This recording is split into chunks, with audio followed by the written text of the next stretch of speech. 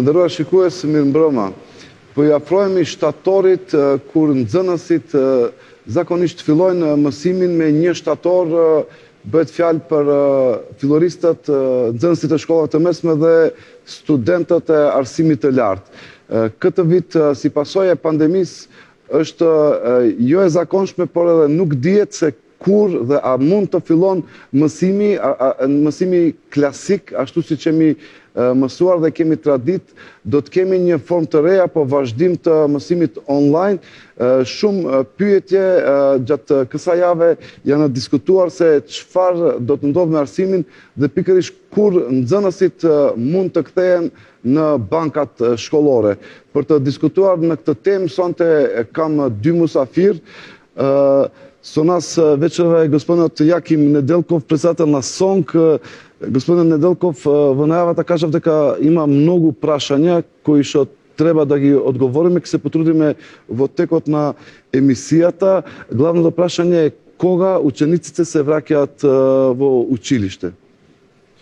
Пред се, добро вечер до вас и до вашите гледачи. Благодарам на поканата и на можноста да подебатираме и да се обратиме до јавноста со наши размислувања и толкувања во однос на размислувањето на поголемиот број вработени во образованието, кои што директно сме вклучени во овој проблем со пандемијата COVID-19, меѓу другото и отпочнувањето на новата учебна година.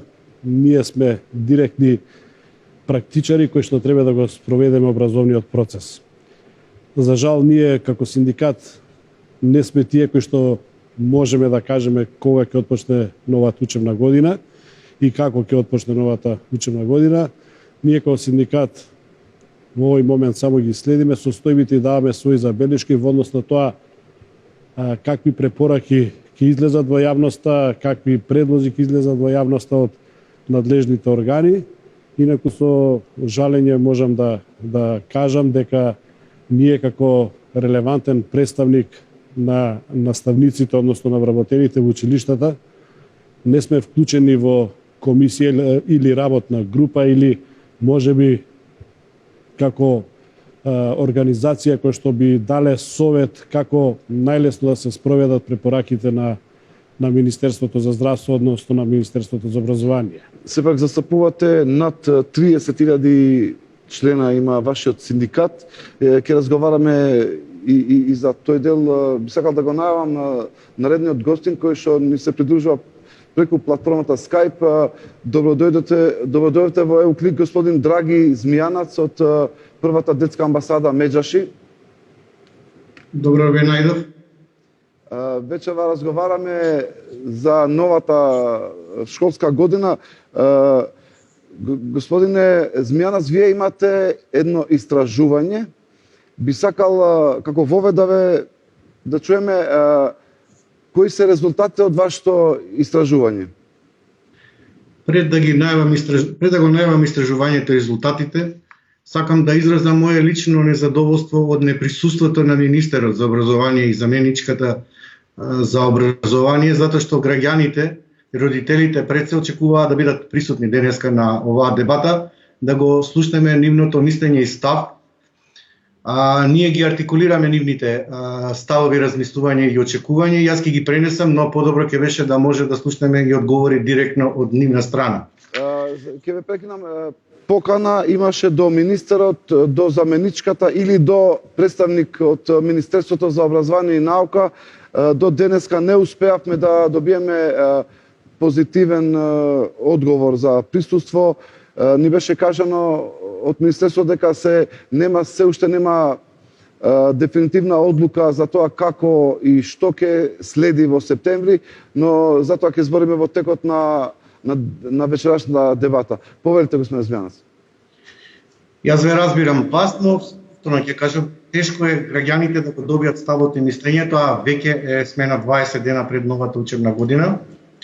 Она што за сите од нашето истражување го добивме како резултат од родителите, независно дали ќе биде онлайн, односно учење од далечина, комбинирано или физичко, на сите одеднакво им е важно здравјето и сигурноста на децата.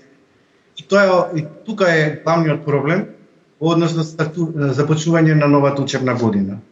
Она што можам да нагласам како релевантни податоци е дека услови на зголемен број на заболени, 50,8% од родителите искажале дека се подготвени за онлайн продолжување, односно далечно учење, 44,7% комбиниран пристап со физичко присуство и учење од далечина, со намален деца во училишни класови, и само 35,3% од родителите се подготвени да започнат наставата со физичко присуство со запазување на сите протоколи за безбедност. Тоа е резултат кој навистина е сериозен индикатор како Министерството за образование треба да постапи, кои се очекувањата на те. Што покажа квалитетот на наставата од далечина, односно онлайн? Имено, дури 52,7% покажале дека не сте задоволни од квалитетот на онлайн наставата, односно дека има поголеми оценки, но помало знаење. А проблематично е исто времето кое родителите реално може да го посветат на децата. Само 33% од родителите имаат реално време да можат да помогнат на своите деца да ги совладат наставните содржини. 49,9% имаат делно време, 16,5% немаат време. Она што морам да нагласам е комбинираниот модел, главно кај повеќе од 60% го избрале како можна варијанта, но нагласиле физичкото присуство на нивните деца не доаѓа преди доколку има зголем број на заразени. Исто така загриженост од физичко започнување на училиштето, дури 39,7% од родителите скажале загриженост од опасноста да децата додека патуваат од дома до училиште и назад и дружењето што ќе го направат за време на пауза како опасност. А што исто така е интересно за гледачите е дека дури 44,7% од родителите не дозволуваат дружење на нивните деца со други другарчиња. Колку се задоволни од онлайн наставата? Колку е квалитетна? 47,3% кажале дека дел е задоволни и делумно е успешна онлайн наставата, односно учењето далечина. 43,6% воопшто не се задоволни или успешна навеле и 9,2% само проценти кажале дека наставата е успешна и се задоволни. Само уште ова да го кажам, па ќе продолжам понатаму ако може. Ќе разговараме за резултатите од истражувањето и во текот на емисијата. Јас предлагам да го видиме прилогот пресконференцијата на министерот за образование и наука Арбер Адеми, па после ќе продискутираме за сите три варијанти кои што ги предлага Министерството за образование, па се враќаме во студио и ја продолжуваме дебатата.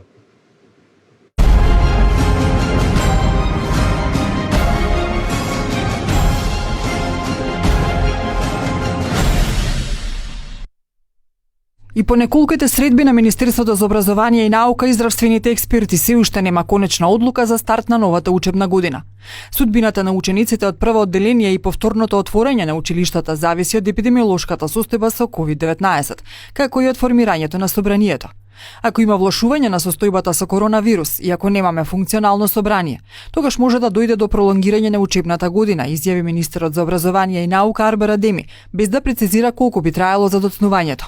Por cilin do qoftë model të përcaktohemi prej këtyre tri modeleve, është e domosdoshme që të kemi ndryshime ligjore në ligjin paraqësimit fillor dhe në ligjin paraqësimin e mesëm, që të kemi ndryshime ligjore duhet të kemi parlament funksional, që bëjmë me dije se mund të vijë deri tek prolongimi i vitit shkollor nëse nuk kemi parlament funksional.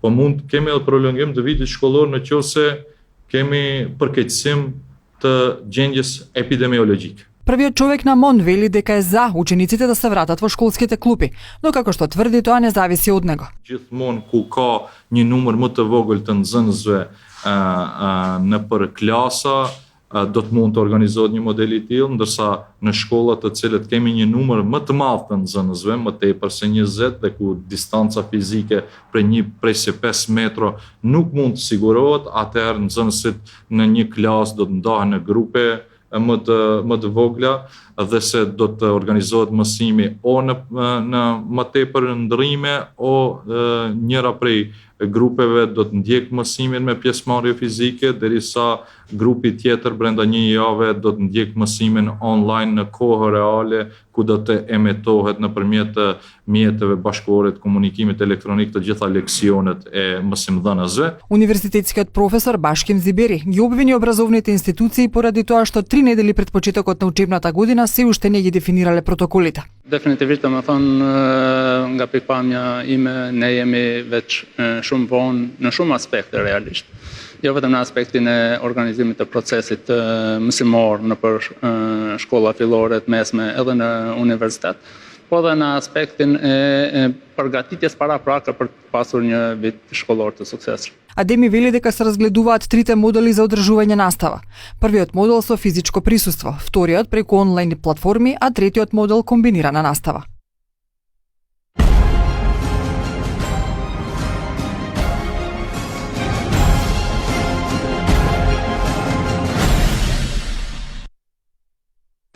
Се враќаме во студија. Ја проследивме изјавата на министерот Арбар Адеми, понуди 3 предлози. Класична настава, онлайн и комбинирана. За вас како синдикат, која од овие и дали некоја од овие варијанти одговара за безбедноста на вработените и учениците? Па морам да признаам дека не е лесно да се одбере кој модел ќе се прифати за организирање на наставата во новата учебна година. Од аспект на тоа што многу фактори влијаат, дури би рекол секој училиште треба да си креира своја образовна политика и своја организирање на настава. Според нас, според Синдикатот за образование, наука и култура, не може да се донесе унифицирана одлука каква настава ќе се изведува на ниво на целата држава. Од проста причина што не секаде условите за работа се исти, не секаде пандемијата е расширена толку колку што е расширена и така натаму и така натаму. Предлагате секоја општина посебна програма да има? Програмата ќе биде иста, унифицирана, дали она во делот на физичкото присуство на ученици и наставници, каде што има услови и каде што немаме заболени или процентот на заболени во однос на број на жители е во нормалната или помал. Значи, теоретски тамо е мала веројатноста за да се прошири пандемијата. Тогаш не гледам причина зошто да не се изведува и физичката настава, од аспект на тоа што сите истражувања покажуваат дека физичката настава, односно со физичкото присуство, се добиваат најдобри резултати.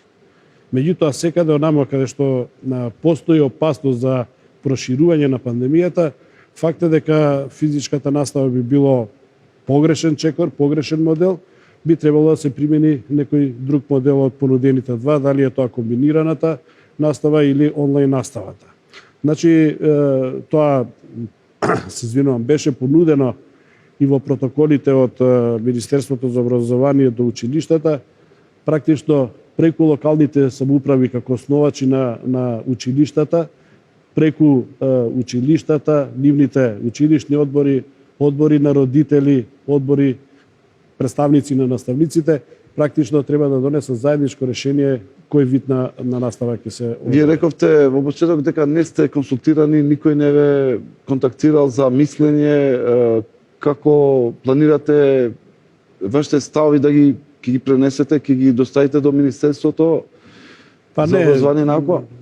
Ние на некој начин и доставивме наше мислење во однос на потпочнување на новата учебна година, кој што сметам дека од ден на ден можат тие ставови да се менуваат, особено од изјавите од министерот денеска што ги слушнавме, тоа се дека Може би учебната година нема да почне од 1 септември со оглед на политичката ситуација во државата, односно нефункционирање парламентот кој што треба некои законски измени да донесе. Прашање дали ќе почне учебната година од 1 септември. Би сакал да истакнам една работа која што за нас во синдикатот е многу важна. Ние, иако не бевме нити прашани, нити консултирани, нити поканети на некоја од работните средби, каде што би дале свој придонес во тоа што тие протоколи што се прават од аспект на здравствената сигурност на вработените учениците, од една страна, од друга страна образовната политика која што е креира од Министерството за образование, ние како извршители, како наставници, како луѓе вработени во институциите, односно во училиштата, сме директни извршители на тие политики кои што државните органи ги носат. За таа цел со нашето драгоцено искуство можевме и можеме се уште многу да помогнеме. Меѓутоа, штетата е направена, тоа што е направено. Ние денеска се сретнуваме со 3 модели понудени на образование и повторно се враќаме на почетокот, кој модел ќе се одбере. По мене или по СОНГ, прво и единствено што кај нас вработените е безбедноста. Безбедноста и на вработените, се разбира и на учениците. Пред се тоа. Во втор план ќе биде квалитетот на наставата. Значи, наставата и квалитетот на наставата може да се подобрува на повеќе начини, може и преку онлайн настава да се подобрува квалитетот на настава, има нови платформи, нови модели кои што овозможуваат подиректен контакт за работа со учениците и така натака. Наставниците се вредни работници, тие брзо учат, сакаат да работат, не сакаат, се адаптираат и тие се ќе сторат и повеќе од нивните можности ќе сторат да не бидат оштетени учениците. Во вакви услови, каде што за жал епидемијата не стивнува, а сите информации кажуваат дека септември, односно октомври, можеби и сезонскиот грип да се придружи на COVID-19, тогаш може да биде страшно. И јас изјава една имав дадено, ми се чини дека беше 1 август, значи пред некои таму 2 недели и повеќе, дека може да биде атомска бомба фрлена во училиштата доколку се отворат ширум вратите. За таа цел јас сигурен сум дека Министерството ќе превземе соодветни мерки, ќе го најде соодветното решение каде што минимум ќе има опасност од ширење на заразата. Атомска бомба, се надеваме дека нема да имаме таква... Па еве ќе го образложам ако дозволите. Ако во едно училиште, каде што има, скопски училишта, неретко има 400, 500, па некои поголеми училишта и 1000 и над 1000 ученици. Само еден ученик да се зарази, дали од дома, дали од улица, дали од наставник. Сите тие 1000 ученици, јас претпоставувам дека треба да бидат во карантин, а тоа би значило отприлика 1000 семејства во карантин. Дали тоа не значи еден кластер кој што представува една атомска бомба во општината или во градот? А замислете во 2, 3 или 4 училишта во општина или во град. Што би значило тоа? Тоа би значило страшна работа. Значи блокада, комплетна блокада на образовниот систем, тоа е прво, меѓутоа и на општествениот систем, затоа што тие родители некаде работат и придонесуваат. Тоа би значило дека би настанало колапс во државата. Од таа причина велиме, не велам дека е едноставен проблемот, за жал, пресериозен е проблемот и лесни одлуки не може да се донесат. Меѓутоа, ние сме на став дека безбедноста пред се. А како? Дали со овие протоколи кои што се понудени, дали можеби, ако не прашаат, ќе понудиме и некакви други варијанти во однос на како да се подобри безбедноста од една страна, меѓутоа и квалитетот на наставата од друга страна, што би била добитна комбинација во вакви услови. Кој би било подоброто решение, ќе предискутираме. Би сакал да го прашам господин Звијанац, ги слушнавте трите опции кои што ги нуди Министерството за образование и наука, не се ни тие дефинитивни. Министерството рече дека иако се донесе некоја конечна одлука, и таа нема да биде конечна, бидејќи до последен ден може и таа да се смени. Ако правиме една компарација со резултатите од вашето истражување и овие три опции кои што ги нуди Министерството, кое решение би било подобро за децата, господин Змјанац? За децата најдобро решение е доколку Министерството за образование и Министерството за здравство на време ги подготвија условите во училиштата, хигиената и инвестираа во училиштето. И секако доколку на време за време на карантин процесот направија масовно тестирање за да нема зголемен број на преносители. Секако предлагаме да се решава случај до случај, таму каде што во одредени училишта, односно општини, градови нема ниту еден заболен, децата треба да одат со мал број на ученици на физичко присуство. Треба да имаме предвид за ранливите категории на семејства кои немаат ни просторни, ни интернет, ни лаптопи, ни смарт телефони, како ќе обавуваат тие наставата и колку таа ќе биде реално достапна за нив. А во училишта со зголемен број на деца и зголемен број на преносители на COVID, секако, посебно во зимскиот период, не треба ни да се размислува, таа треба да биде онлайн. Она што може да се направи компромис со преземање на сите мерки и протоколи е училишта кои имаат училишни дворови големи во летните, есенските и пролетните денови кога времето тоа го дозволува и кога навистина има можност тоа да се направи од време на време настава во природа, за да можат децата ако ништо друго барем да си ги запознаат своите другарчиња. Тоа сега е возможно, но не е возможно во зима, господин Змјанац. Не, во зима никако не треба ни да дојде во предвид, тоа не треба ни да се дискутира. Тука нема дилема, значи не треба ни да се размислува. За физичко присуство има голем број на отпор кај родителите и морам да кажам дека дури 57,6% од родителите сметаат дека и оваа настава сега каква што е со далечинско учење има негативни последици кај децата. И затоа тие на некој начин знаат дека има децата подобри оцени, но полошо знаење и затоа сакат да прифатат некаков тип на комбинирана настава со отстапки во време кога нема зголемен број на преносители на COVID-19, во време кога може да се организира настава на отворено или во природа и кога кај што има просторни услови. Инаку во зимскиот период не, секако не и мислам дека тоа ќе биде огромна грешка, тек тогаш ќе имаме нови кластери и уште зголемен број на... Господине Змјанац, според вашето истражување, 57% од родителите се против физичкото присуство на децата во училиштата, а 43% се велат дека онлайн наставата била неуспешна. 46%. Неквалитетна. Да, неквалитетна. Значи не се стравуваат да ги носат децата во училиште, но не се задоволни од онлайн наставата која имавме така мината учебна година.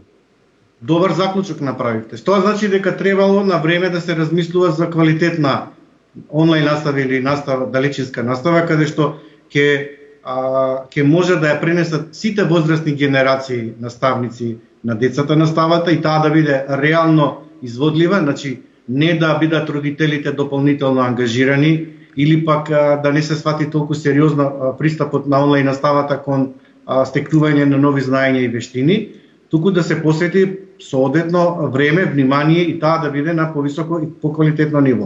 И токму затоа родителите искажале загриженост од висок процент дека не се задоволни од квалитетот на настава, на далечинската настава, но кога го зема здравието во прашање, секако се одлучиле и на онлайн настава на која треба Министерството за образование да работи за подобрување на квалитетот. Уште едно прашање за двајцата. Ја слушнавме изјавата на професорот Башким Зибери, рече дека на 20 дена пред почеток на учебната година не се носи решение. Многу е досна.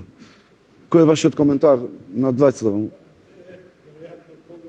Многу посериозен од тоа што ние сите мислиме, односно такви анализи се прават да се најде најсоодветно решение. Факт е дека е релативно досна, меѓутоа мислам дека дури да не почне учебната година од 1 септември, па не знам, еве, ајде, ќе кажам и прво полугодие воопште да не отпочне, ќе биде многу помала штетата во однос да почне да направиме белја. Значи, ако Значи да не се брзаме, Па, да, јас убеден сум дека знаењето може да се надокнади, порано или подоцна, меѓутоа здравјето многу тешко. За таа цел, мислам дека треба да се изнајде најсоодветниот модел, повторно ќе кажам, за секој училиште поединечно, како вид на настава ќе прифати, водејќи сметка за сите протоколи кои што се предложени, веројатно до тогаш може би уште некој протокол по позитивна насока ќе биде предложен, се да се обезбедат најсигурни услови за работа на училиштата. Во спротивно, ние ако ги бркаме датумите, да мораме до 1 септември да почнеме со настава, неподготвени, тогаш навистина мислам голема грешка ќе направиме.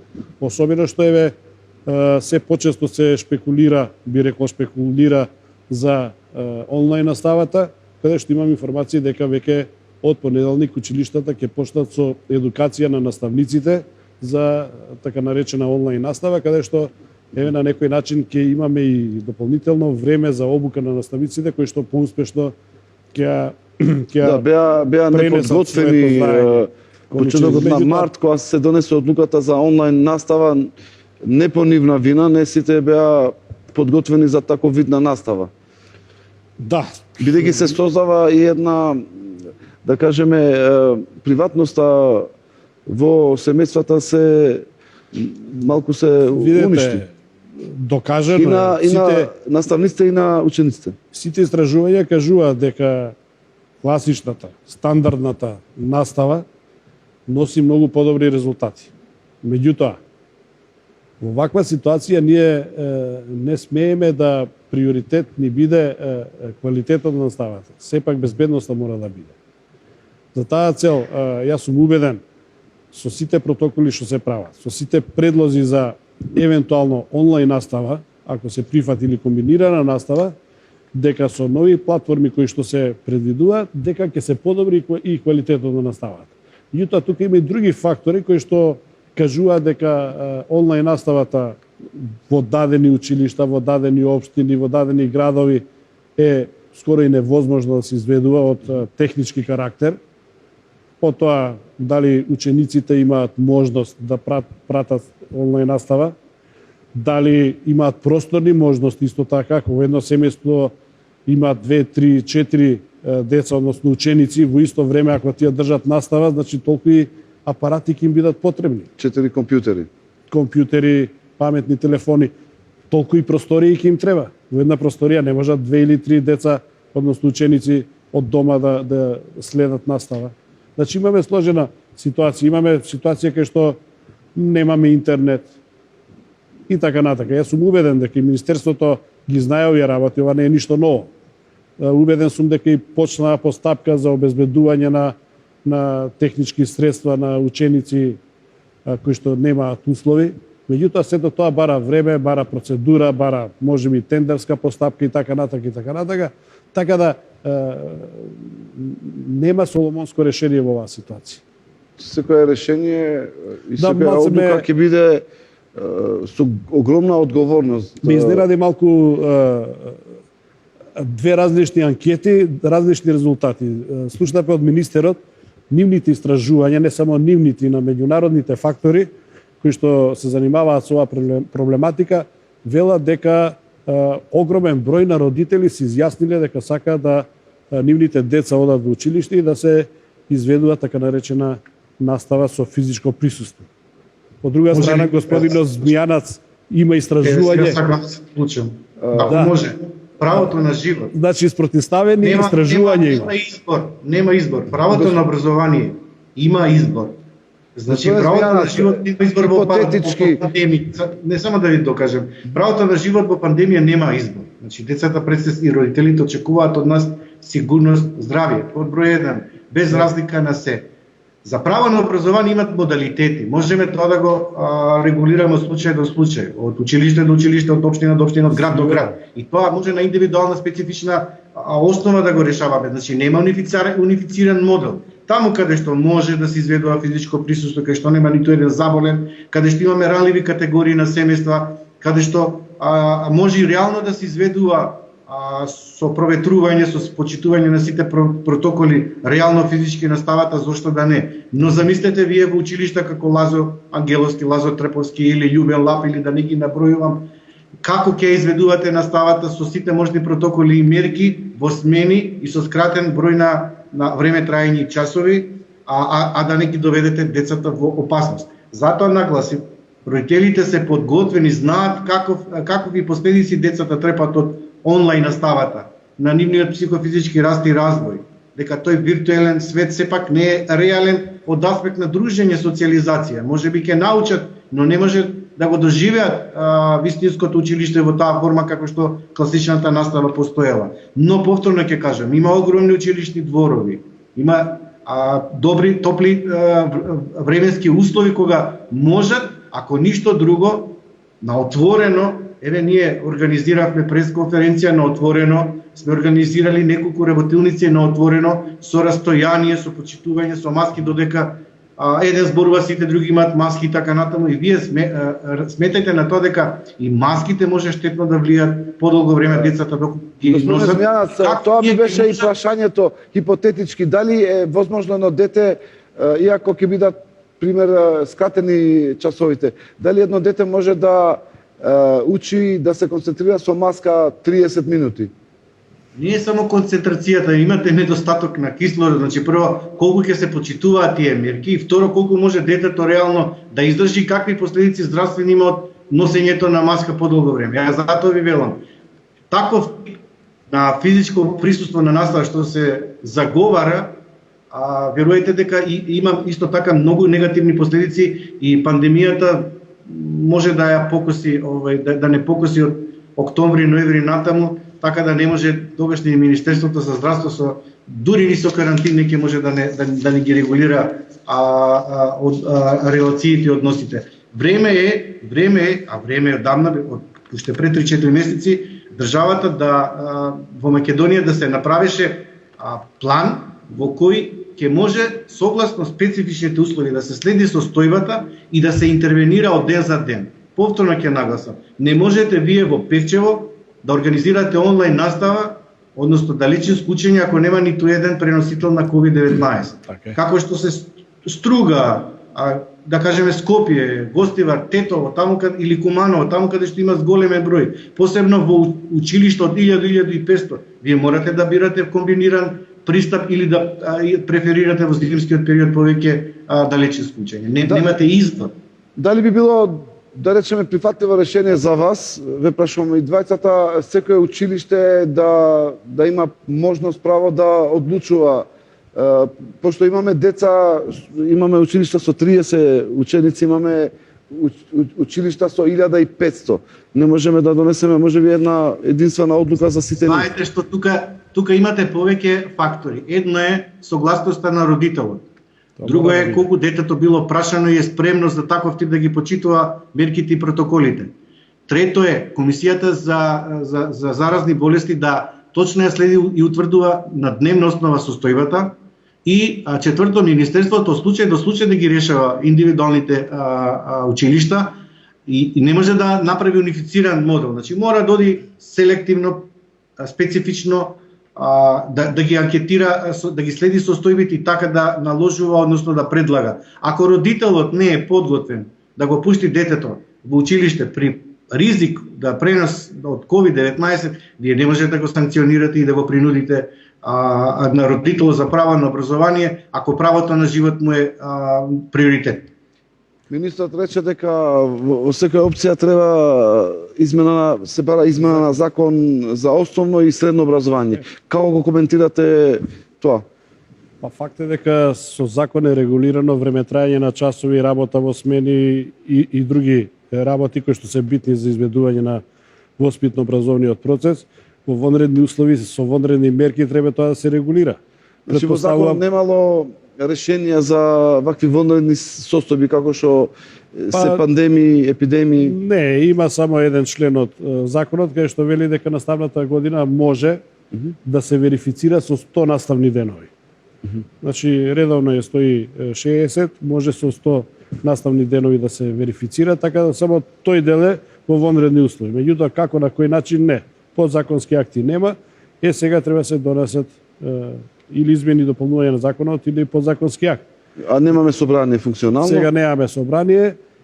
Со подзаконски акт од Министерството не сум сигурен дали е тоа возможно. Уредби не се уредби, возможни, бидејќи немаме вонредна состојба повеќе. Во секој случај јас согласувам со тоа и сум поборник секое училиште да одлучува како ќе работи. Министерството ќе ја заврши работата со носење на протоколи и со понудување на 3 модели на изведување на настава. За секој модел има протокол како да се изведува. Буквално е предвидено од влегување до училиште до напуштање на училиштето со сите оние пропратни работи кои што се изведуваат во училиште. Меѓутоа, тоа и господинот Збијанац го подлече претходно, јас кажав, имаме различни ситуации на национално ниво. За таа цел, општината како основаш на училиштата е должна да биде инволвирана во работењето на училиштата. Значи и општината не може со декрет да каже овој модел ќе го изберете, затоа што во една општина има различни ситуации на работење и на функционирање. Дури и во едно училиште не може, хипотетички не може да се изведува еднаков вид на настава. Зошто? Затоа што имаме централно училиште и имаме десетина подрачни училишта на тоа централно. Може да бидат условите различни во секое подрачно училиште и во централно училиште. Сепак потребна е поголема автономија на училиштата во овој момент. Орган на управување на училиштето е училишниот одбор. Значи училишниот одбор ги носи одлуките врз основа на анализи кои што ги добива, кои што совет на родители. Совет на родители се членови во училишниот одбор. Дел од наставници, односно вработени во училиштето, се членови на училишниот одбор.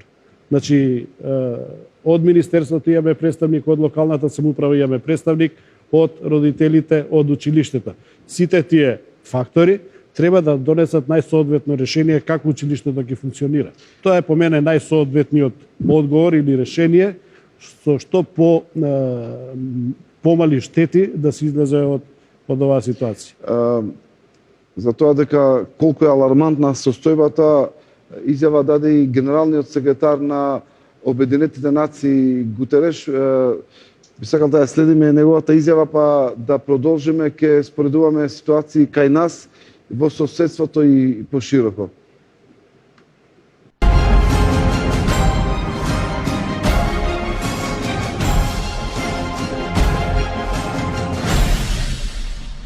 We are at a defining moment for the world's children and young people. The decisions that governments and partners take now will have lasting impact on hundreds of millions of young people and on the development prospects of countries for decades to come.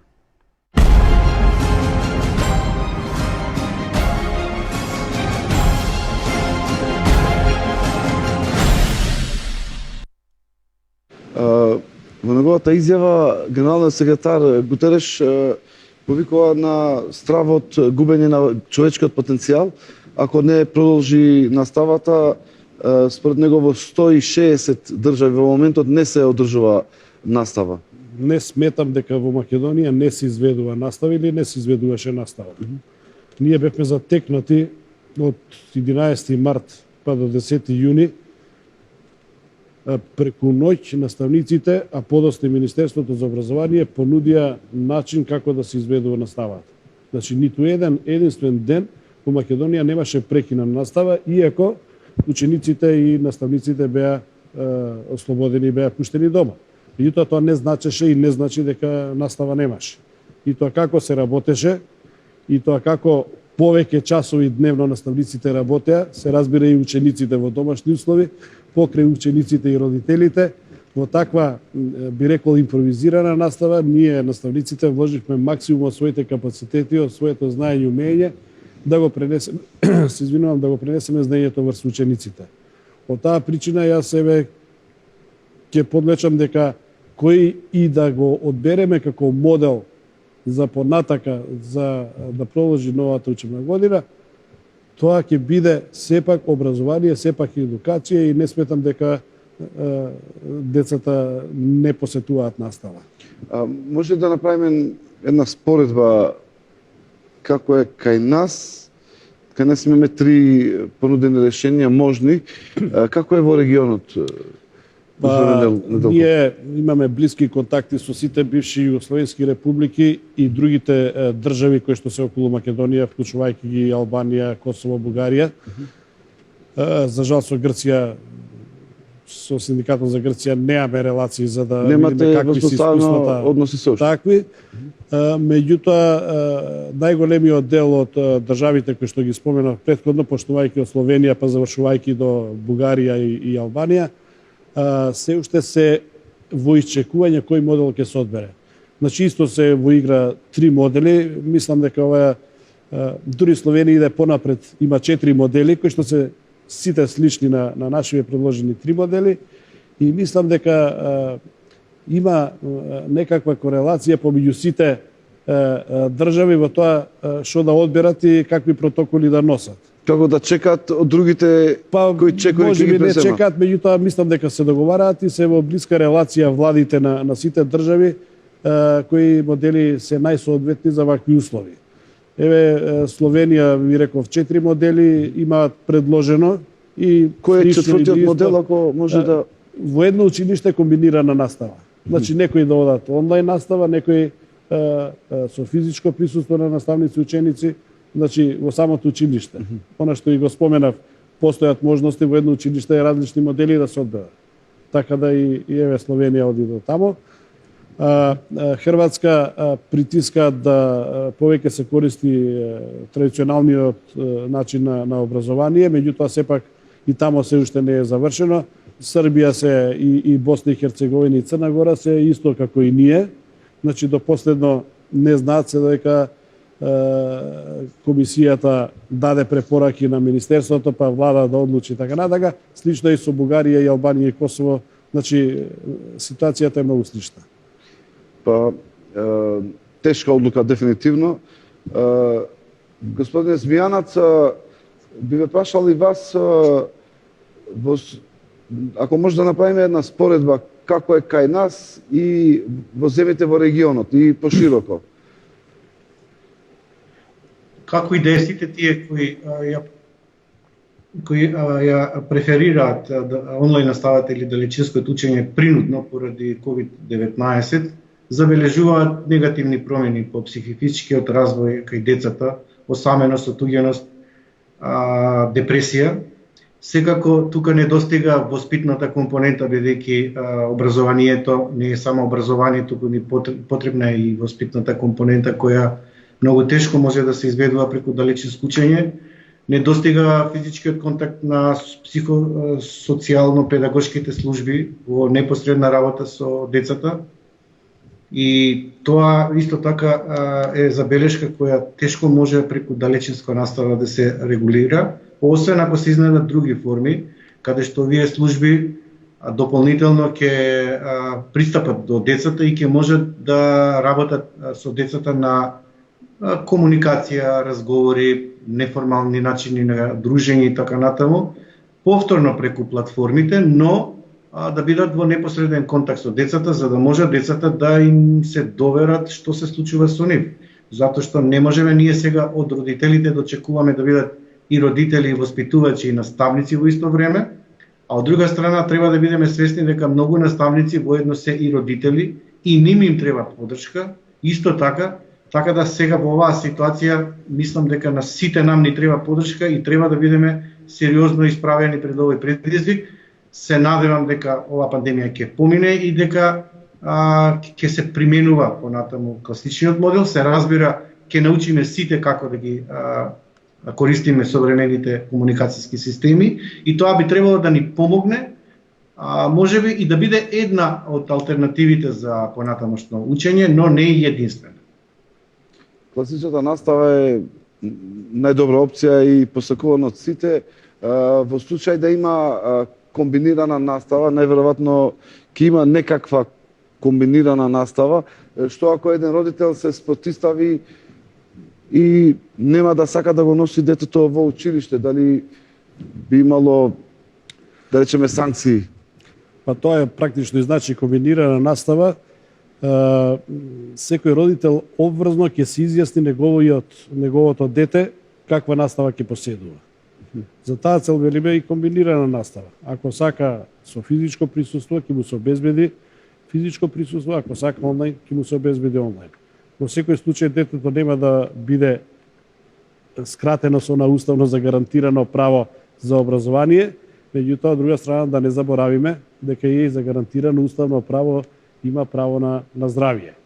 Така да, во секој случај, училиштата ќе функционираат, ќе бидат отворени, по сите сознанија што ги имаме, значи дека од првиот училишен ден, не можам да шпекулирам дали ќе биде 1 септември или некој друг ден, наставниците ќе бидат присутни во училиштата, училиштата и училниците ќе бидат место каде што наставниците ќе работат. Дали ќе работат онлайн или ќе работат со ученици, тоа останува да се види. Повторно се враќам, според мене, од одлуката на училишниот одбор, односно училиштето како ќе сака. Наставата ќе се одвива од училници, така рекоте. Училници, да. Дали училиштата имаат услови, дали секој наставник има компјутер? Не сум сигурен дека во сите училишта има такви услови, меѓутоа, доколку се одлучи дека тоа училиште ќе работи така, па дури и да не се одлучи, мислам дека општината, па и државата ќе сторат максимум напори да обезбедат. Сведоци сме дека имаме и кабинети по информатичка технологија, каде што има соодветен голем број на компјутери кои што може да се искористат за оваа намена, за оваа цел. Повеќе ние се плашиме од подготвеноста на семејствата, на родителите да обезбедат компјутери за учениците. Повеќе тоа може би пречка него училиштата. Училиштата како да е, тоа се државни установи, општински установи кои што максимум ќе сторат за граѓаните, за учениците да обезбедат средства.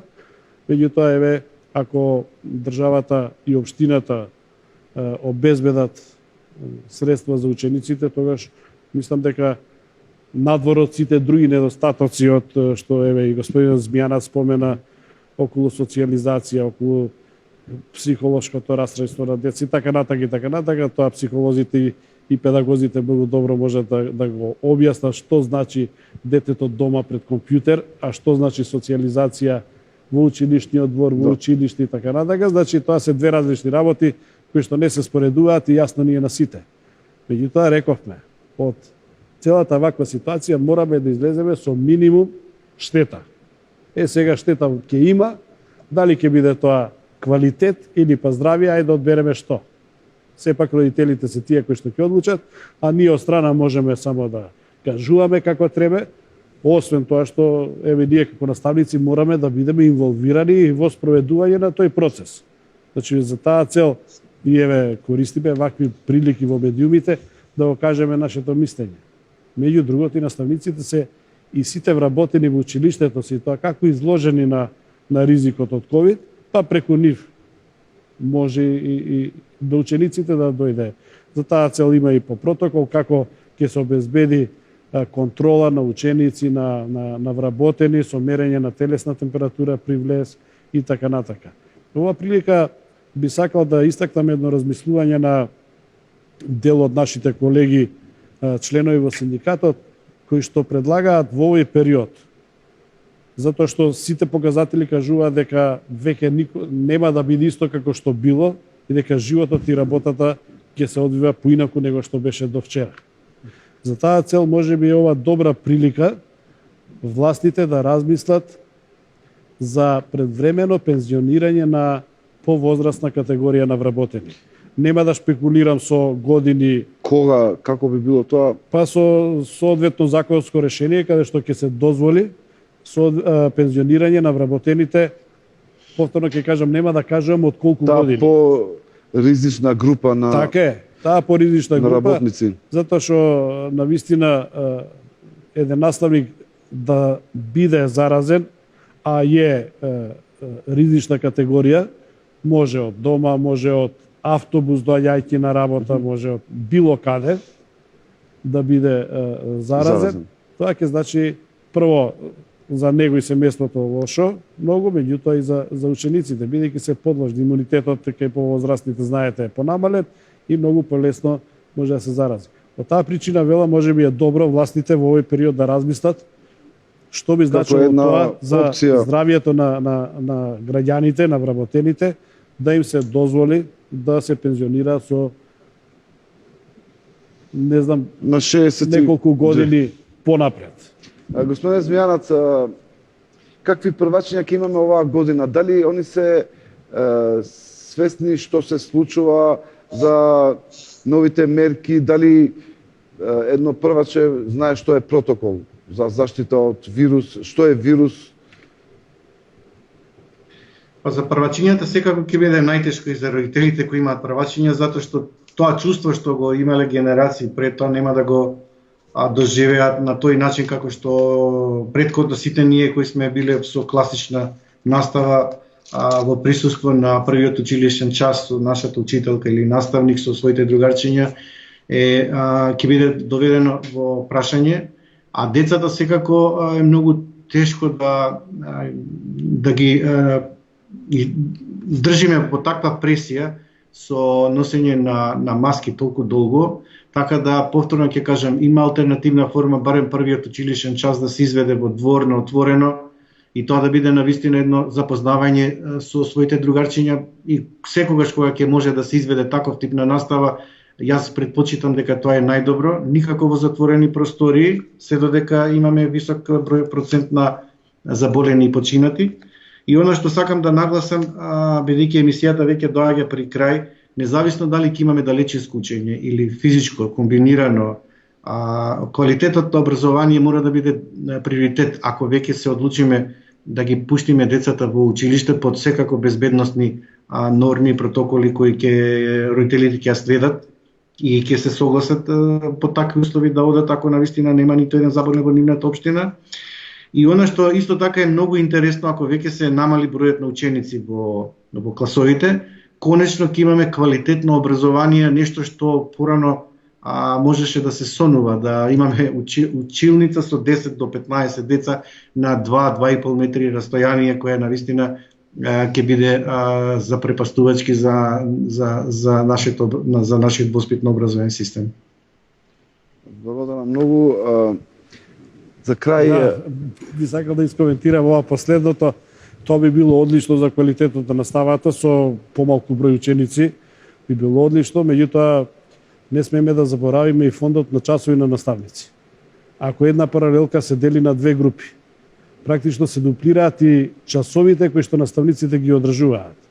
Не смееме да Што со тие ученици кои што имаат 45 ученици? Се делат. Тоа што го знаеме, што сме го прочитале, ќе се делат на 2 или 3 групи.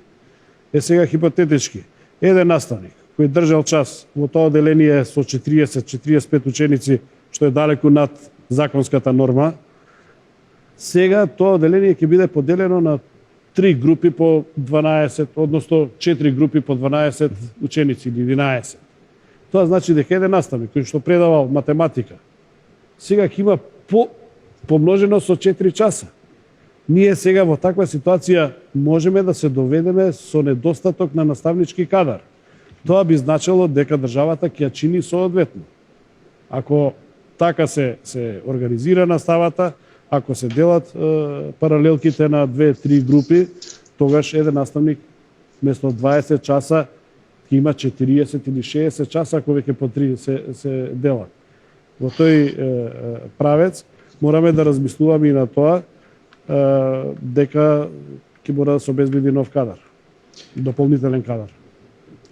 Ви благодарам многу. При крај на емисијата се потрудивме да анализираме подобри опции за најмалите, за учениците, особено за тие од прво до пето оделение. Сепак останува од владата да се произнесе кој модел ќе биде изберен како по-безбеден за децата и за вработените.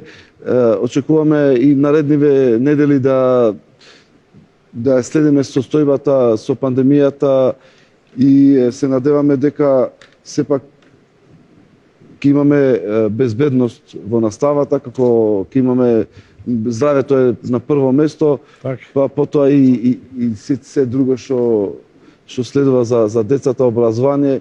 Ви благодарам што бевте вечера наш гостин, што споделивте многу информации за нашите гледачи. Господине Змијанац, ви благодарам што бевте вечера со нас, одвоивте време да прокоментирате околу истражувањето, да не информирате околу вашето истражување. Само да кажам, имам очекување дека нашите пренесени ставови и мислења од родителите кои ги пренесовме преку пресконференцијата ќе стигнат на вистинска адреса и ќе бидат испочитувани од страна на донесувачите на одлуки, односно Министерството за образование и наука.